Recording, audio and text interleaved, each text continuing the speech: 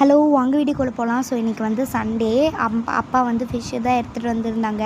So அம்மா வந்து fish குழம்பு செய்யலான்னு சொல்லிட்டு பிளான் பண்ணி ஒரு வடை சட்டியில் நல்லெண்ணெய், சின்ன வெங்காயம், அப்புறமேட்டு கேர்லி லீவ்ஸு, அப்புறமேட்டு பெப்பர்ஸு, கொஞ்சம் சோம்பு, அப்புறமேட்டு தக்காளி, அப்புறம் மசாலாஸ் இதெல்லாம் போட்டு நல்லா வதக்கி விட்டு மிக்ஸி ஜாரில் போட்டு அரைச்சிட்டாங்க. ஸோ அரைச்சி இந்த வீடியோக்கு வாய்ஸ் ஓவர் கொடுக்கறதுக்காட்டியும் நான் ஒரு வழி ஆகிட்டேன்.